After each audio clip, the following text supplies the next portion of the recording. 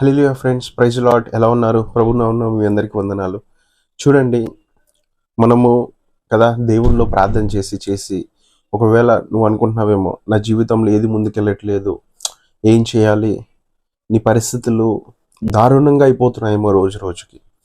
నువ్వు ఆయన యందు ఎదురు చూసి అలసిపోతున్నావా, కుంగిపోతున్నావా, సొమ్మసిల్లిపోతున్నావా? అయితే ఈరోజు నీకొక వాక్యాన్ని, నీకొక మాటని, ఆయన ఇచ్చే వాగ్దానాన్ని జ్ఞాపకం చేస్తున్నాడు. ఒకసారి మనము యెషయా గ్రంథము 40వ అధ్యాయము 31వ వచనము, Isaiah chapter 40 verse 31. But those who trust in the Lord will find new strength. They will soar high on wings like eagles. They will run and not grow weary. They will walk and not faint. యెహోవా కొరకు ఎదురుచూచు వారు నూతన బలము పొందుదురు. వారు పక్షిరాజు వలె రెక్కలు చాపి పైకి ఎగురుదురు. అలేక పరిగెత్తుదురు, సొమ్మసిల్లక నడిచిపోదురు. హల్లెలూయా. చూడండి, నువ్వు యెహోవా కొరకు ఎదురు చూస్తున్నావు కదా, అయితే ఇప్పుడు నీకు నూతన బలము పొందుకునే సమయం వచ్చిందంట.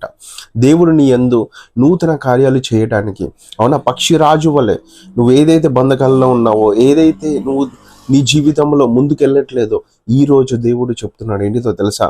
నీకు ఇక అలిసిపోవంట, సొమ్మసిల్లవంట, రెక్కలు చాపి పక్షిరాజు వలె రెక్కలు చాపి పైకి ఎగిరి గొప్ప ఆశీర్వాదాన్ని నువ్వు పొందుకోబోతున్నావంట. అవునా, దేవుడు నీ యందు బలమైన కార్యాలు చేయబోతున్నాడంట. అందుకే ఆయన యందు విశ్వాసముతో ఉండు.